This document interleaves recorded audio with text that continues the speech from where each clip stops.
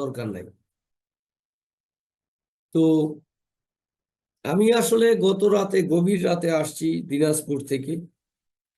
আর শুরু থেকেই যেটা বললাম, ইদানিং ব্যস্ততা এত বেশি বাড়ছে, মানে ট্যাকেল করা কঠিন হয়ে যাচ্ছে। সব তো ব্রেনের উপর দিয়ে যায়। আপনার এমনিতেই ইকোনমিক্স সকল প্রোগ্রামে, বিবিএ, এমবিএ, এইচএসসি, ডিগ্রি, আপনাদের অনার্স, মানে প্রচুর ব্যক্তি। It's okay.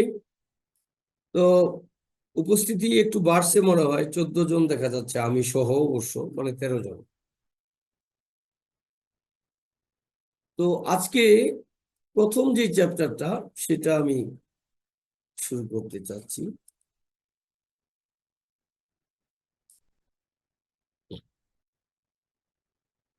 এক মিনিট।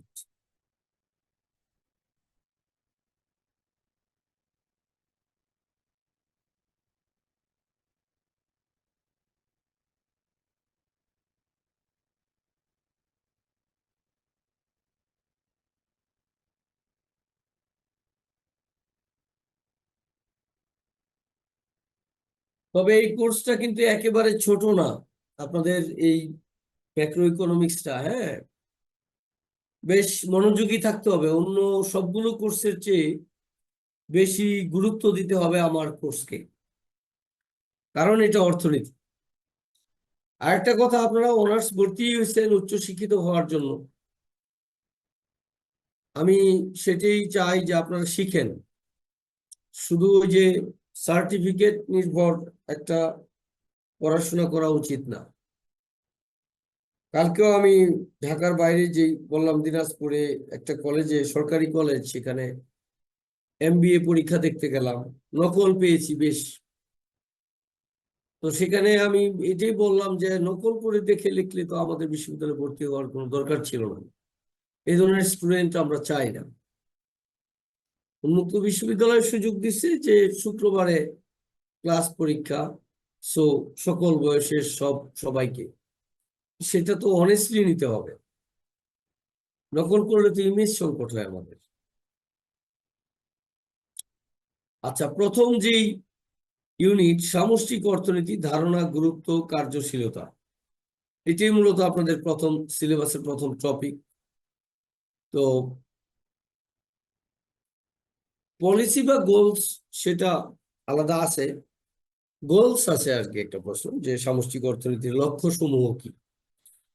তো সেটা আপনি গুরুত্ব যখন পড়বেন, পাঠের গুরুত্ব, সেইখানেই, বা কার্যশীলতা, এই দুটোটার মধ্যেই কিন্তু লক্ষ্য সমূহ চলে আসবে। আচ্ছা, একটা পারলে, গুরুত্ব পারলে আপনি লক্ষ্য লিখতে পারবেন, প্রয়োজনীয়তা লিখতে পারবেন, আহ সবই লিখতে পারবেন। তো সামষ্টিক অর্থনীতির ধারণা কি? আমরা জানি যে আগে ছিল একটা জিনিস, যে ব্যষ্টিক অর্থনীতি, ক্ষুদ্র আলোচনা, যে একজন ব্যক্তি দ্রব্যের চাহিদা করে, একজন ব্যক্তি উৎপাদক হয়। ইয়েস, মিস্টার রিয়াদ শেখ, বলেন, কথা বলেন।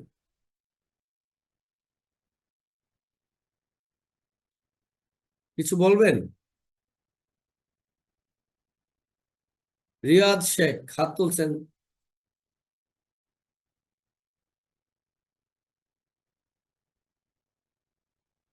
কথা বলবেন না, না? ওকে। তাহলে সামষ্টিক অর্থনীতিটা তাহলে কি? সামষ্টিক অর্থনীতি হচ্ছে অর্থনীতির বড় অংশ সমূহ, অর্থাৎ সামষ্টিক ইংরেজিতে বলে ম্যাক্রো ইকোনমিক্স। সেই ম্যাক্রো শব্দটি আসছে একটা গ্রিক শব্দ ম্যাক্রোস থেকে, যার অর্থ হচ্ছে বিশাল বা বৃহৎ বা বড়। আচ্ছা, তো অর্থনীতিকে যখন বড় বড় অংশে ভাগ করা হয়, এখানে ব্যক্তিগত কোনো আলোচনা আসবে না। Macroeconomics doesn't deal with individual anything. It is totally related to aggregates, large facts, বড় অংশ, একটা ট্রেনের যেমন কতগুলো কম্পার্টমেন্ট থাকে, ঠিক একটা ইকোনমি বা একটা অর্থনীতির কতগুলা বড় বড় সেক্টর থাকে, বড় বড় বিষয় থাকে, বড় বড় ভেরিয়েবল থাকে। সেগুলো যখন অর্থনীতির আলোচনায় আনা হয় তখন তাকে সামষ্টিক অর্থনীতি বলা হয়। এখানে দেখেন লেখা আছে যে উপরের এগুলা দরকার নাই ভূমিকা, নিচের থেকে সামষ্টিক, কোনো কোনো বইয়ে সমষ্টিক লেখে, কোনো কোনো বইয়ে সামষ্টিক লেখে, দুটোই রাইট। তো গ্রিক শব্দ ম্যাক্রোস থেকে ম্যাক্রো ইকোনমিক্স, যেটা আমি বললাম। আচ্ছা, তাহলে সামষ্টিক অর্থনীতির বিষয়বস্তু উল্লেখের মাধ্যমে সংজ্ঞা প্রদান করে থাকেন যে এখানে অনেক অর্থনীতিবিদগণ সেটা করছেন।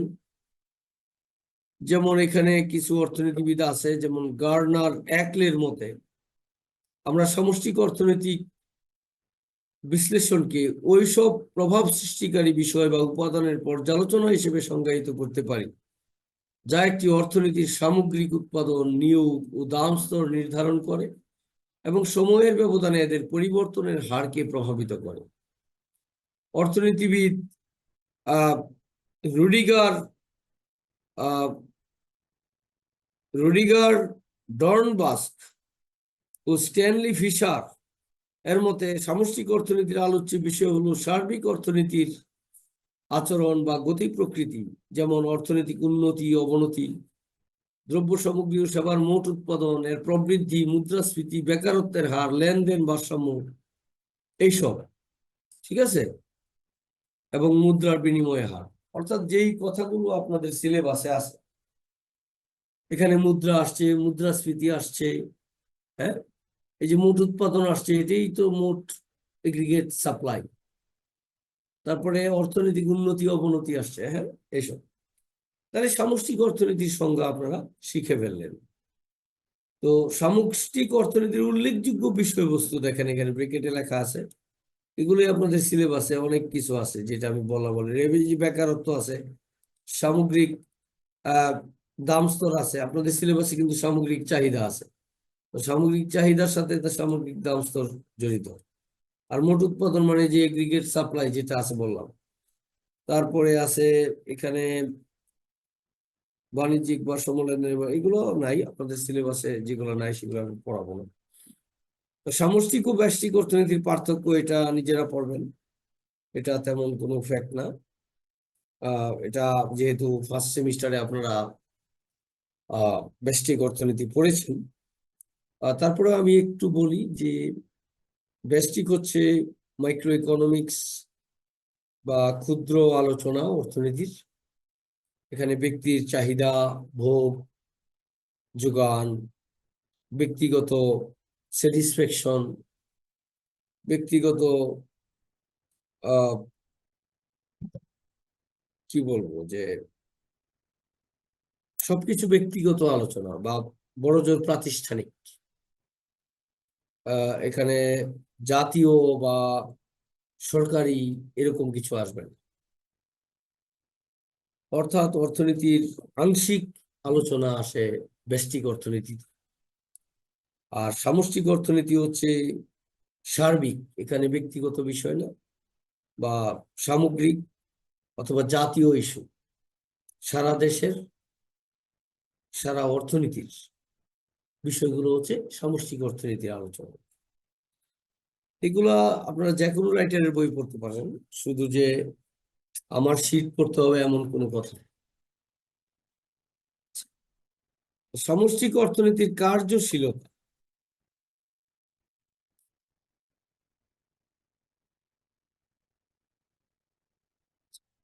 সামষ্টিক অর্থনীতির কার্যশীলতার ভিতরেই রয়েছে এর গুরুত্ব, রয়েছে সামষ্টিক অর্থনীতির উদ্দেশ্য, রয়েছে সামষ্টিক অর্থনীতির নীতি টিতি যা আছে সব। আচ্ছা, কার্যশীলতা মানে কেন কাজ করে, কিভাবে করে, এইগুলো। সো আমরা যেটা বলবো যে আহ আমি নিশ্চয়ই ওইভাবেই আলোচনায় আনছি। আমরা অর্থনীতির সংজ্ঞা বলিনি এখন। অর্থনীতির সংজ্ঞা না বলেই আমরা সামষ্টিক অর্থনীতিতে চলে গেছি। কারণ আমি ধরে নিয়েছি আপনারা ফার্স্ট সেমিস্টারে অর্থনীতির সংজ্ঞা পড়েছেন। তো অর্থনীতির প্রধান উদ্দেশ্য কি? আমরা জানি যে অর্থনীতি কার? কুকুর বিড়ালের না, তো মানুষের। আর অর্থনীতি পিওর সায়েন্স না, এটা সোশ্যাল সায়েন্স বা সামাজিক বিজ্ঞান, যা মানুষের অর্থনৈতিক কার্যাবলী আলোচনা করে। তো মানুষের অর্থনৈতিক কার্যাবলী বহু ধরনের। কেন এত কার্যাবলী? মূলত অভাব মোচন করা। মানুষের অভাব অসীম, সম্পদ সীমিত। সেই সীমিত সম্পদের আবার বিকল্প ব্যবহার করা যায়। আল্লাহ তাআলা সৃষ্টি দিয়েছেন বিভিন্ন দেশে বিভিন্ন প্রাকৃতিক সম্পদে ভরপুর। আচ্ছা, তো এখন সেই সম্পদ আমরা বিভিন্নভাবে ব্যবহার করি।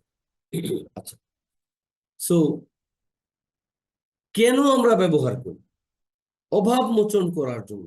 আমাদের মেইন হচ্ছে মানুষের অভাব। তাহলে অভাব মোচন করার প্রথম স্টেপটা কি? প্রোডাকশন। এই যে সেই উৎপাদন। অর্থাৎ উৎপাদন না হলে দেশে সব বন্ধ। এই যে ল্যাপটপ দিয়ে ক্লাস নিয়েছি, ল্যাপটপটা বানাতে হয়েছে। আপনি যে বাড়িতে থাকেন, বাড়িটা বানাতে হয়েছে। রাস্তা নির্মাণ করতে হয়েছে, গাড়ি বানাতে হয়। সবকিছু প্রোডাকশন। আপনার চারপাশে যা দেখেন, এগুলা কোনোটাই ছিল না পৃথিবীতে। ছিল, যেমন গাছ ছিল, গাছ কেটে আপনি কাঠ বানায় চেয়ার বানাইছেন। উৎপাদন হচ্ছে মানুষ প্রকৃতপক্ষে কোনো কিছু উৎপাদন করতে পারে না। কেবল প্রকৃতি প্রদত্ত জিনিসের আকার আকৃতি এইভাবে পরিবর্তন করে নতুন স্যাটিসফ্যাকশন সৃষ্টি করতে পারে। সো আমরা যেটা এখানে দেখছি যে এখানে উৎপাদনটা একজন ব্যক্তির উৎপাদন ইন্ডিকেট করে নাই, একটা দেশের অর্থনীতিতে মোট উৎপাদনকে ইন্ডিকেট করছে। তাহলে কি লিখছে? প্রত্যেক জীবনে মানুষের বিভিন্ন প্রকার দ্রব্য সামগ্রী ও সেবা ব্যবহারের প্রয়োজন হয়। এই সকল দ্রব্য সেবাকে খাদ্য, বস্ত্র, বাসস্থান, শিক্ষা, চিকিৎসা, বিনোদন প্রভৃতি প্রধান শ্রেণীতে বিভক্ত করা হয়। আমরা জানি রাশিয়ান একজন প্রেসিডেন্ট ছিলেন অনেক আগে, তার নাম ছিল স্টেলিন। তারপরে লেনিন আসছিল। স্টেলিন বলে গেছিলেন মানুষের মৌলিক চাহিদা তিনটি: খাদ্য, বস্ত্র, বাসস্থান। তার পরবর্তীতে যোগ হয়েছে শিক্ষা, চিকিৎসা। এখানে দেখা যায় বিনোদনও দিছে। বিনোদন একটা মৌলিক চাহিদা আসলে। আবার কোনো কোনো জায়গায় নিরাপত্তা লেখা আছে, সিকিউরিটি। নিরাপত্তা আসলেই মৌলিক চাহিদা। আচ্ছা, তো একটি দেশ একটি নির্দিষ্ট সময়ে এই সকল দ্রব্য সামগ্রী সেবার যতটুকু যোগান দিতে পারে তা ওই অর্থনীতিতে মোট জাতীয় উৎপাদন নামে পরিচিত। কথা বুঝতে পারছেন? আমার কথা কি বুঝতে পারতেছেন আপনারা? জি স্যার। আচ্ছা, সো অধিক জাতীয় উৎপাদন। এই যে জাতীয় উৎপাদন কিভাবে করা যায়, কিভাবে আমাদের প্রাকৃতিক সম্পদের পরিপূর্ণ ব্যবহার করি, কিভাবে মানুষের নাগালে দ্রব্যের দাম রাখা যায়, অর্থাৎ অর্থনীতিকে কিভাবে কল্যাণকর করা যায়, হ্যাঁ, সেই দিক খেয়াল রাখতেন। আর এই আলোচনাগুলো সামষ্টিক অর্থনীতির অংশ। ঠিক আছে। দ্বিতীয় দেখেন, প্রবৃদ্ধি ও নিয়োগ স্তর। এখানে কিন্তু মুদ্রাস্ফীতির কথা আসছে। মুদ্রাস্ফীতি আলাদাভাবে একটা চ্যাপ্টার আছে আপনাদের। এটা হচ্ছে দ্রব্যের দাম বৃদ্ধিকে মুদ্রাস্ফীতি বলা হয়। আচ্ছা, সেটা আমরা যখন এই চ্যাপ্টার পড়াবো তখন বিস্তারিত শিখবেন।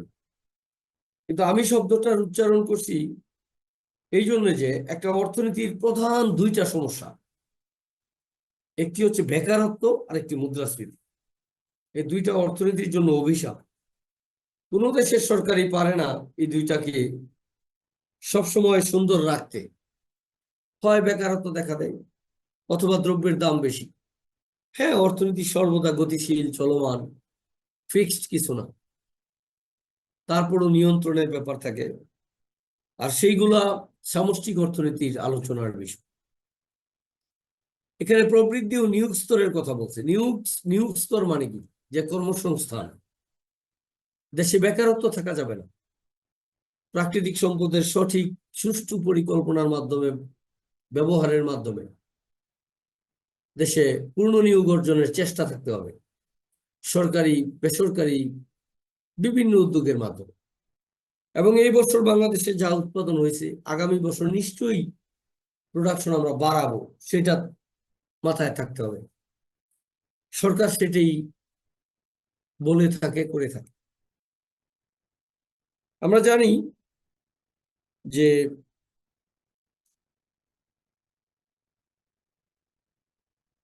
বাংলাদেশ সরকার বা পৃথিবীর যে কোনো দেশের সরকার যখন বাজেট দেয়, বাজেট, ইয়ারলি বাজেট বা ফিনান্সিয়াল বাজেট বা আর্থিক বাজেট, তখন কিন্তু একটা টার্গেট দেয় যে প্রবৃদ্ধির হার প্রত্যাশা করা হচ্ছে 6%, অথবা 6.5%, অথবা 7%।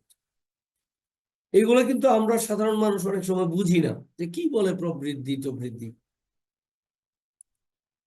সোজা কথা, গত বছর আপনার 100 টাকার ধান হয়েছে জমিতে, এবার 160 টাকার ধান হইতে হইব, তাহলে 7% প্রবৃদ্ধি। আচ্ছা, আমি ঢাকা ইউনিভার্সিটির একটা সেমিনারে গিয়েছিলাম ও করোনার পরে পরে। সেখানে বাংলাদেশের বড় বড় অর্থনীতিবিদরা ছিলেন।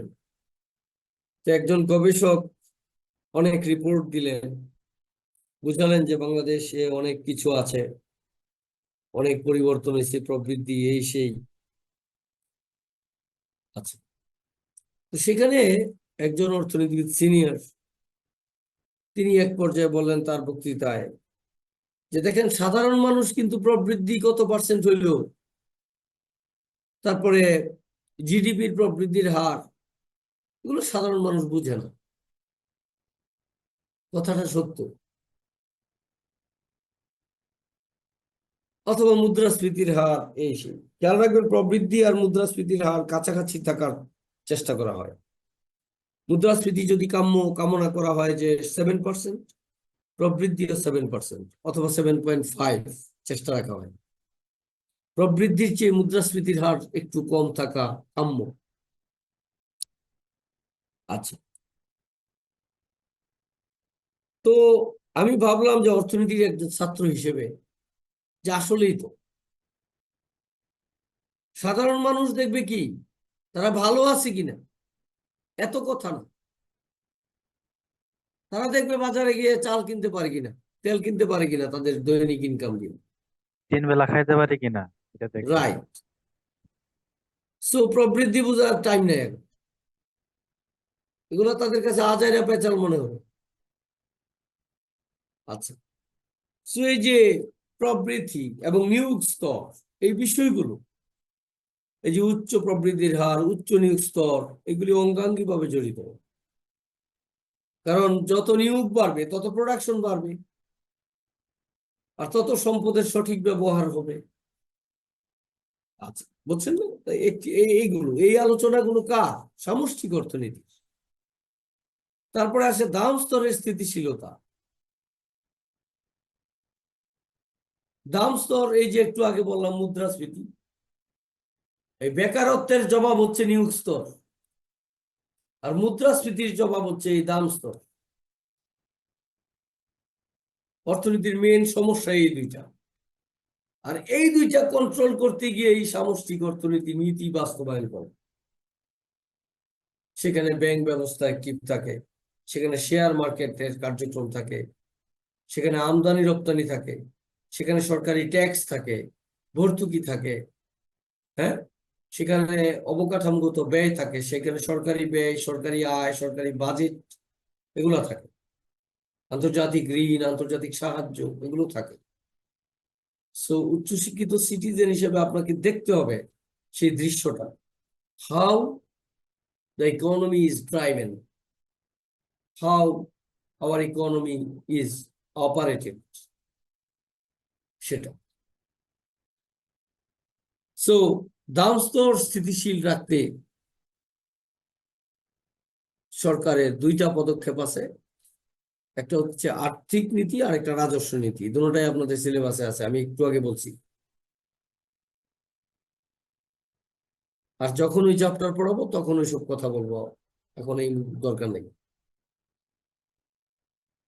সো এগুলা সামষ্টিক অর্থনীতির গুরুত্ব বলেন, লক্ষ্য বলেন, কার্যশীলতা বলেন, যেভাবে আসুক এইগুলো লিখবেন।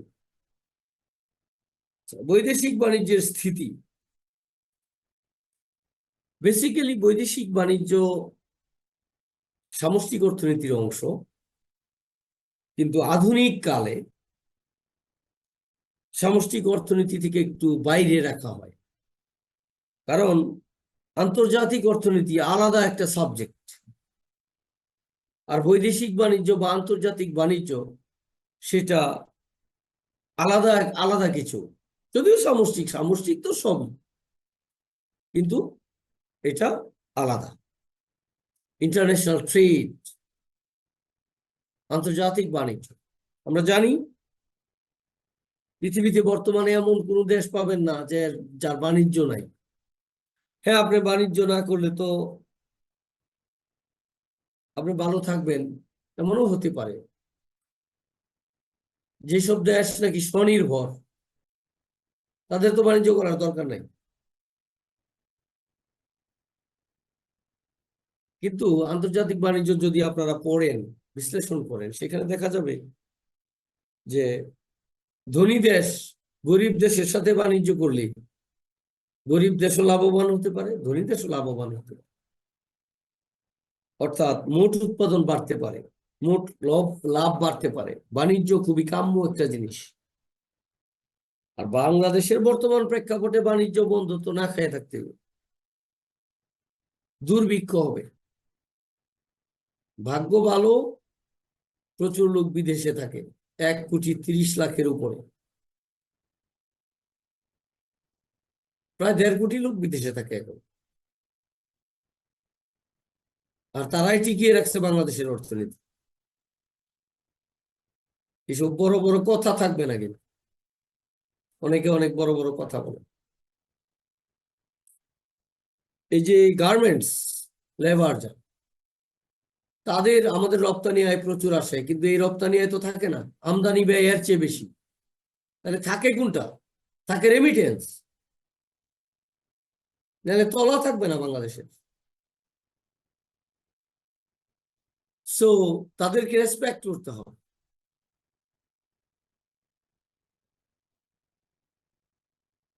বৈদেশিক বাণিজ্যের স্থিতি মানে কি? স্থিতি মানে এখানে আমাদের ব্যালেন্স, আমাদের আমদানি যাতে রপ্তানির চেয়ে কম হয়। যেই সব জিনিস আমরা আমদানি করতেছি সেগুলো স্বয়ংসম্পূর্ণ হতে হবে, তাহলে আমরা রপ্তানির স্বাদ পাবো, ঠিক না? সো এই বিষয়গুলো আসলে সামষ্টিক অর্থনীতি পর্যালোচনা করেন, অর্থনীতিবিদগণ সেইগুলো নিয়ে কথা বলেন, ডিল করেন, বিশ্লেষণ করেন, সিদ্ধান্ত নেন।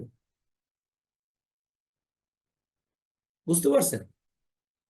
তাহলে আজকে প্রথম ক্লাস এবং সামষ্টিক অর্থনীতির সংজ্ঞা শিখলেন, সামষ্টিক অর্থনীতির কার্যশীলতা শিখলেন, অথবা যদি গুরুত্ব আসে এটাই লিখবেন। অন্য রাইটারের বইও ফলো করতে পারেন, আমি আবারও বলছি। এই ইউনিটটা আমি দিয়ে দিব আপনাদের সিআর এর কাছে। সিআর এর নাম যেন কি? আব্দুল হাই। আব্দুল হাই। হ্যাঁ, ইটস ওকে। তো আসলে অনার্সের ক্লাস সপ্তাহে 2টো দেওয়া হয়, 2টো ক্লাস করা সম্ভব না আমাদের, আমার সম্ভব না। তো আমি হয়তো আজকের ক্লাসটা একটু শর্ট করলাম।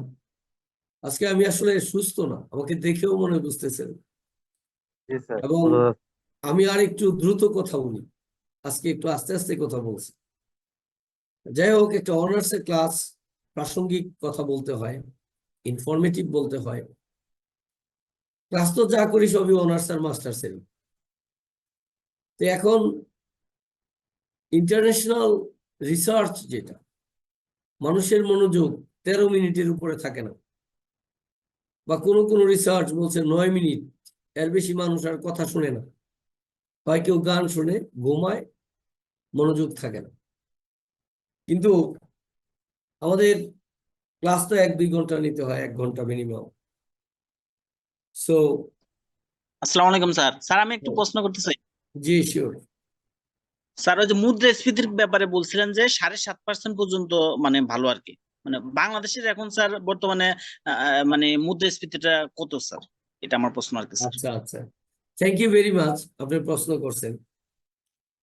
তো মুদ্রাস্ফীতি চ্যাপ্টার আলাদাভাবে পড়াবো।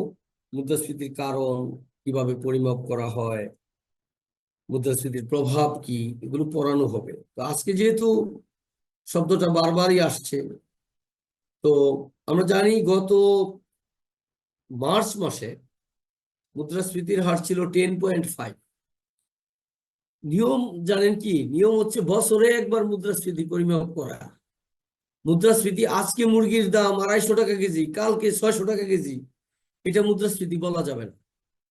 এটা যে কোনো কারণে দাম বাড়তে পারে। মুদ্রাস্ফীতি অর্থনীতিবিদদের মতে, তাত্ত্বিকভাবে মুদ্রাস্ফীতি ঘটছে এটা বলতে হলে কমপক্ষে 1 বছর, 1 বছরের দামের উত্থান পতন দেখে মন্তব্য করা উচিত।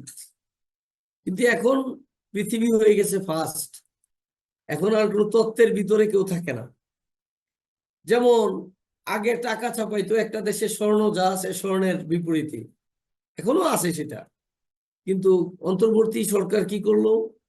22,000 কোটি টাকা ছাপাইলো শুধু ঋণ খেলাপি ঘাটতি পূরণে। এটাও দরকার, এটা কিন্তু স্বর্ণমানের প্রেক্ষিতে হয়নি।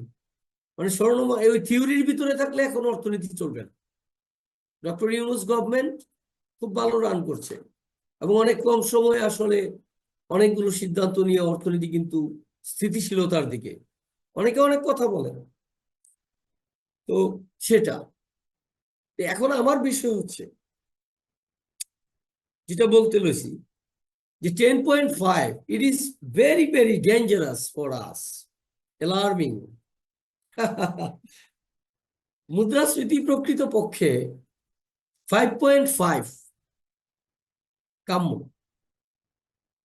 বা পারলে আরো নিচে থাকা, কিন্তু ইম্পসিবল সেটা। আর যে মুদ্রাস্ফীতি 10.5, 7.5, এই যে হিসাব, হিসাব তো ঠিক নাই। এগুলা মাসে মাসে হিসাব করে, ত্রৈমাসিক হিসাব করে, এক এক সংস্থা এক এক ভাবে হিসাব করে। আমাদের দেশে অনেক গবেষণা সংস্থা আছে, সিপিডি,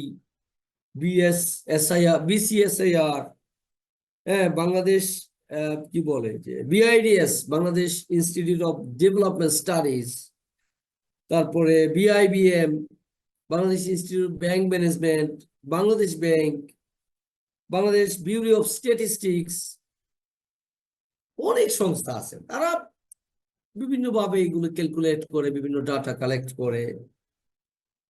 তারপরও সরকার যখন প্রকাশ করে সেটাই ফাইনাল, ভুল ত্রুটি সব জায়গায় থাকে। সো 10.5 যদি মার্চ বা ফেব্রুয়ারিতে প্রকাশ হয়ে থাকে, আমি দেখছি, ফেসবুকে দেখছি। আচ্ছা, সো সেইটা অবশ্যই অনেক বেশি, কারণ আমাদের জিডিপি যতদূর আমি জানি আওয়ামী লীগ সরকার পতনের আগে 6 পয়েন্টও অ্যাচিভ হয় নাই, প্রবৃদ্ধির হার হয়নি। কাজেই মুদ্রাস্ফীতির হার ডাবল। মানুষ তো ভালো নাই, ঠিক আছে। আওয়ামী লীগ সরকারের সবচেয়ে বড় পরাজয় হচ্ছে তারা মানি মার্কেট। আমরা ইউনিভার্সিটিতে আমরা রাজনীতি করলেও সমস্যা, না করলেও সমস্যা, হয়তো আমিও রাজনীতির সাথে যুক্ত আছি, কোনো না আপনিও আছেন, কোনো না কোনো দলের প্রতি তো থাকে। তো বিষয় হচ্ছে যে আওয়ামী লীগের একজন নেতাই কিছুদিন আগে আমাকে বলতেছিল যে সরকার ভুল করছে, এই যে এত টাকা পাচার হলো, যে অর্থ বাজার মনিটরে টোটালি ফেল করছে সরকার, টোটালি ফেল। শেয়ার বাজার বলেন, বাংলাদেশ ব্যাংক বলেন, ফুল ব্যাংকিং সিস্টেম বলেন, 2.5 লক্ষ কোটি টাকা কিভাবে পাচার হয় আপনার চোখের সামনে চুরি হচ্ছে, আপনি কিছু বলছেন না। ঠিক আছে, এবং ডাটা, এবং 2015 সাল থেকে সরকারকে বিভিন্ন মিডিয়া, বিভিন্ন বিরোধী দল বাদ দিলাম, বই বইলে আসতেছে যে টাকা কিন্তু পাচার হচ্ছে। No step taken by the government, matter of regret. আমি আওয়ামী লীগের দোষ বলছি না, বিএনপিও ভালো না, বাংলাদেশে কেউ ভালো না। আমার কথা হচ্ছে যে আমি তো চেয়ারে আছি, by hook or by crook, so I am responsible for everything. আমি চুরি হতে দিই কিভাবে? তাহলে তো আমিও চোর, বিষয়টা। সো বাস্তবতা খুবই নির্মম। সো এটাই আপনার উত্তর, যে মুদ্রাস্ফীতির হার বাংলাদেশে অনেক বেশি। এবং আমার এই 10 বছরে বা 15 বছরে এইবারে রমজানের ঈদে, মানে ফুল রমজানে এত কম দামে দ্রব্য কিনতে পারছিলাম। আমি একদিন যে টাকা নিয়ে গেছি, আমার কাঙ্ক্ষিত বাজার করা শেষ, পকেটে আমার 1100 টাকা রয়ে গেছে। মানে এই রমজানে আমি তো 3-4 দিন পর পর বাজারে যাই। যাই হোক, ফেসবুকে স্ট্যাটাস দিতে লইছিলাম, কিন্তু দেখি যে অনেকেই স্ট্যাটাস দিয়ে ফেলছে যে এত কম দামে দ্রব্য সামগ্রী ক্রয় মানে কেনা যাচ্ছে রমজানে, এইবারে রমজানে। আমার কথা কিন্তু মিথ্যা না, আপনি দেখেন, আপনারা হয়তো এই ধরনের মেসেজ পেয়েছেন। জি স্যার, অবশ্যই। সো ভোক্তার উদ্যোগ। ভোক্তার উদ্বৃত্ত সারপ্লাস হয়েছে আসলে, এই যে আমার 1100 টাকা বাঁচলো। আচ্ছা, এখন বিষয় হচ্ছে, এরকম যদি থাকতো, আমি গত এই রমজানের ঈদের 3 দিন আগে আমি 6 কেজি পেঁয়াজ কিনছি। মানে আমার, আমি একটা গাড়ি চালাই, কিন্তু গাড়িটা আমি মেন রোডে নিয়ে যাই না, আমি মেন গেটে রাখি, পরে রিক্সায় যাই, কারণ অনেক যানজট, ইউ টার্ন নিয়ে সামনে দিয়ে আসতে হয়। তো বাজার করলেও আমি 2 হাতে যাতে তুলতে পারি, আর বেশি বাজার করি না। তো পেঁয়াজ ভ্যান গাড়িতে বিক্রি করতেছে কত ভাই? বলতেছে যে 4 কেজি 100, মানে 25 টাকা কেজি। তো আমি 6 কেজি আনছিলাম। তো 6 কেজি পেঁয়াজ আমি কালকে দিনাজপুর থেকে আসছি, তো আপনাদের ভাবি বলতেছে যে পেঁয়াজ একটাও নাই, টোটালি শেষ গতকালকে। তো আমি আজকে তো বাজারে গেলাম, গিয়ে দেখি তো পেঁয়াজের দাম একদম 55 টাকা কেজি। তার মানে ডিফারেন্স কত? 15 থেকে 20 দিন, ঈদ গেছে মাত্র। তাহলে পেঁয়াজের দাম ডাবলের চেয়ে বেশি হয়ে গেছে। এটা তো আবার অনাকাঙ্ক্ষিত। এখন সরকার অল টাইম সজাগ থাকতে হবে। নিশ্চয়ই কোনো ঘাপলা আছে, নিশ্চয়ই কোনো সিন্ডিকেট, বা আমদানি বন্ধ, বা ইন্ডিয়া থেকে আমদানি বন্ধ, এটা সত্য একটা বড় কারণ।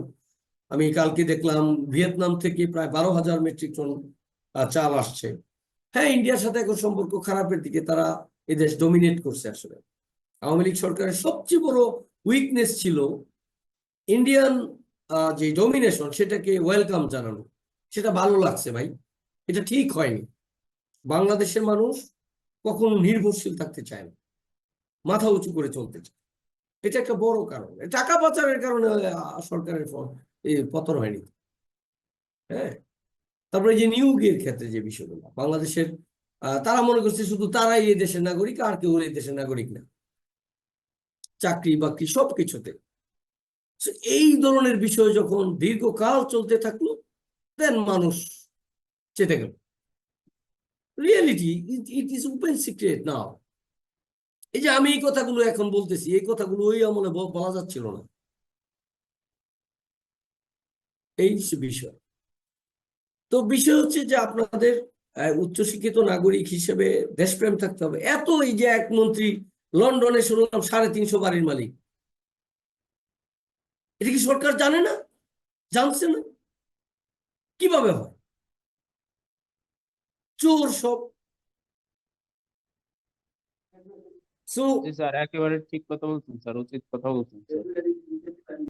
এখন বিষয় হচ্ছে, শুনেন, এখন এখন হ্যাঁ, আবার যদি আবার ওইগুলো শুরু হয় তাহলে তো মুশকিল। আমি চাই, কোনো দল টল এখন বুঝি না, আমি যেই দলের সেই দলও আমি ওইভাবে চাই না, যদি যে সংস্কার বা পরিবর্তন না হয়। ঠিক আছে, আমাদের নিজেদেরকে ভালো হইতে হবে, পরিবর্তন হইতে হবে আসলে। কারণ এই ডিজিটাল যুগে, এই যুগে কোনো কিছু গোপন থাকে না। আপনি নিজেকে যত চালাক মনে করেন, নো নো স্কোপ। স্যার, দ্রব্যমূল্য বৃদ্ধির পিছনে আমাদের বাংলাদেশের যে মুরল কোম্পানিগুলো আছে, যেমন বসুন্ধরা গ্রুপ স্যার, তারপরে এসালম গ্রুপ, তারপরে মেঘনা গ্রুপ, এগুলো তো মনে হয় স্যার একটা অন্যতম কারণ স্যার। ওরাও তো মানে একটা সাপ্লাই এন্ড ডিমান্ড অনেক সময় ছাড়ে না পণ্য, একটা কৃত্রিম সংকটের সৃষ্টি করে স্যার এই জিনিসটা দাম বাড়ায় ফেলায়। যেমন আমি স্যার ওই সরকারের আমলে স্যার 160 টাকার মতো ছিল স্যার পেঁয়াজ। তো ওরা অনেক ছোট ছোট ইম্পোর্টাররা স্যার পেঁয়াজ আমদানি করতে চাইছিল। ওরা বলতেছে যে না, আমরা তো ভয় পাচ্ছি, যদি এসালম গ্রুপ যদি ওরা হাজার হাজার টন ইম্পোর্ট করবে, তখন আমরা যে দামে কিনবো এর দাম কমে যাবে মার্কেটে। এই ভয়ে এরা ইম্পোর্ট করে না, আবার ওরাও কম দামে ছাড়ে না, যার কারণে দাম বৃদ্ধি পেতে থাকে স্যার। এখন শুনেন, আপনি যে বড় বড় গ্রুপগুলোর কথা বলছেন, এই বড় বড় গ্রুপগুলোও তো দরকার। তারা বিজনেস, তাদের ফার্মে হাজার হাজার লোকের কর্মসংস্থান হচ্ছে, সবই আছে।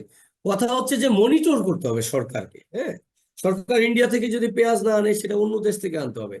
অর্থনীতিবিদ অমর্ত্য কুমার সেন 1998 সনে নোবেল পুরস্কার পেয়েছেন। তিনি একটা কথা বলছিলেন যে একটা দেশে দুর্ভিক্ষ হয় খাদ্যের সমস্যায় নয়, খাদ্য প্রাপ্তির সমস্যায়। আপনার দেশে প্রোডাকশন হয়নি, দুর্ভিক্ষ হবে কেন? আপনি আরেক দেশ থেকে আমদানি করেন।